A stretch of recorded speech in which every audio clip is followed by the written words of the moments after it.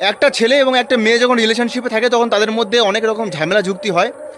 আর এইসব ঝামেলা যুক্তি হওয়ার সময় কোনো মেয়ে যদি কোনো ছেলেকে এটা বলে যে তোকে আমি মিথ্যা রেপ কেসে জড়িয়ে দেবো বা তোর বিরুদ্ধে মিথ্যা রেপ কেস আমি ফাইল করব, তখন সেই ছেলেটা কি কি পদক্ষেপ নিতে পারে আজকে এই ভিডিওর মাধ্যমে বলবো।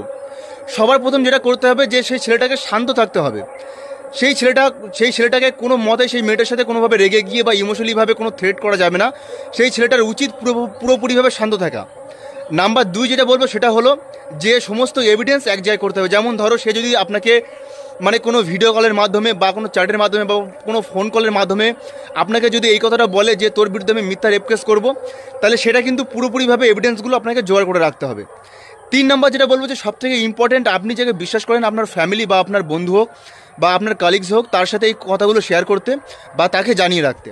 আর 4 নম্বর যেটা আরও বেশি ইম্পর্টেন্ট সেটা হলো যে আপনি থানায় গিয়ে একটা কমপ্লেন ফাইল করুন যে আপনাকে এরকম থ্রেট দিয়েছে যে আপনার বিরুদ্ধে মিথ্যা রেপ কেস ফাইল করবে। আর সেখানে আপনি বলুন সেই মানে কমপ্লেনটা ফাইল করার পর সেই পুলিশ স্টেশনে আপনি বলুন যে অ্যাকনোলেজমেন্ট নাম্বারটা দিতে বা যে ডায়েরি নাম্বার আছে সেটা দিতে, কারণ সেটা কিন্তু আপনার কাজে লাগতে পারে যে এর জন্য আপনি একসময় কমপ্লেন করেছিলেন। আর আরও একটা কথা বলবো এটা যে সেই মেয়েটা পরে গিয়ে যদি এটা বলে যে চল আমরা প্রাইভেটভাবে এটাকে সেটেলমেন্ট করে নিই, তাহলে কিন্তু কখনোই আপনি এই চক্করে পা দেবেন না, কারণ আপনাকে কিন্তু ম্যানুপুলেট করা হতে পারে বা আপনাকে ট্র্যাপে ফেলার জন্য কিন্তু তার একটা কৌশল হতে পারে।